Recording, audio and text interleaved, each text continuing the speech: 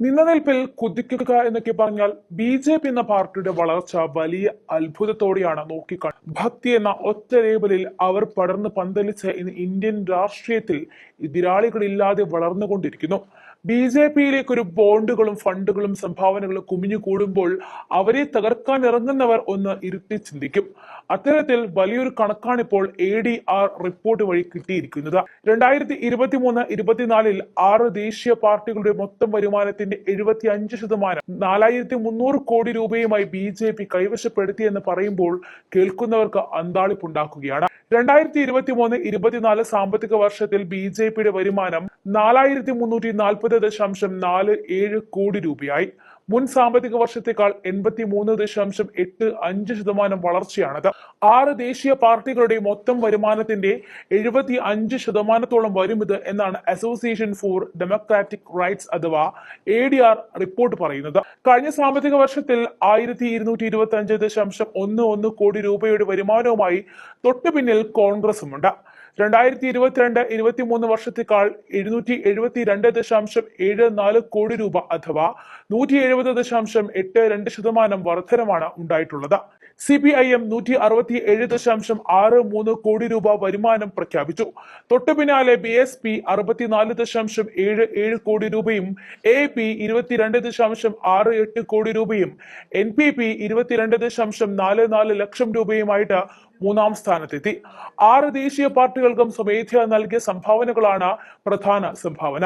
BJPക്ക് 3967.14 കോടി രൂപയും കോൺഗ്രസിന് 1129.66 കോടി രൂപയും CPIMന് 74.86 കോടി രൂപയും AAPക്ക് 22.13 കോടി രൂപയും NPPക്ക് 17.69 ലക്ഷം രൂപയും ഈ രീതിയിൽ ലഭിച്ചു.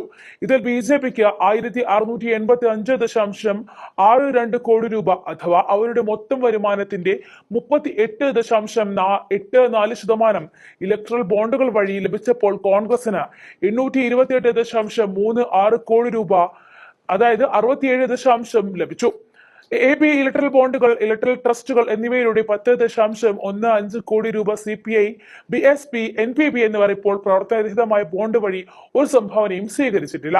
BJPയുടെ മറ്റൊരു പ്രധാന വരുമാന സ്രോതസ് നിക്ഷേപ പലിശയായ 369.03 കോടി രൂപയായിരുന്നു.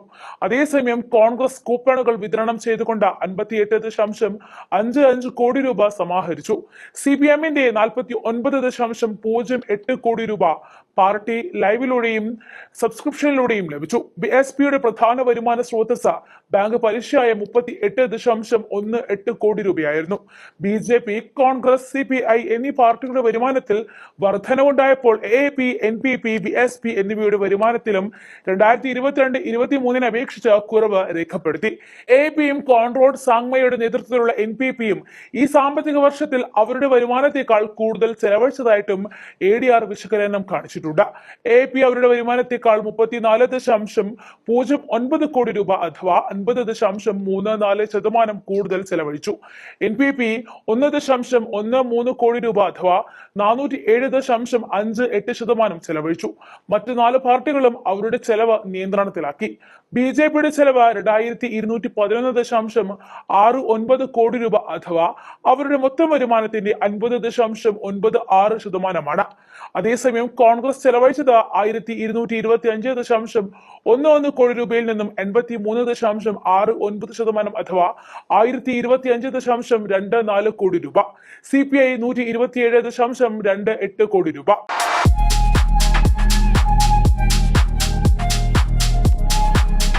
വാഗൺ സ്പൈസസ് വാഗമണിലെ എല്ലാ ഒറിജിനൽ പ്രോഡക്ട്സും തിരുവനന്തപുരത്ത് ഒരു കുടക്കീഴിൽ ജ്യോതിപുരം ഫുഡ് സേഫ്റ്റി ഓഫീസിന്റെ മുൻവശത്ത് പ്രവർത്തനം ആരംഭിച്ചിരിക്കുന്നു.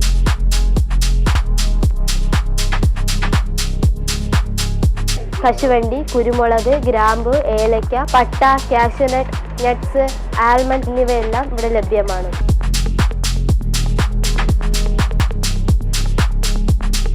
ബന്ധപ്പെടേണ്ട നമ്പർ 7994007599 അല്ലെങ്കിൽ 9656417599.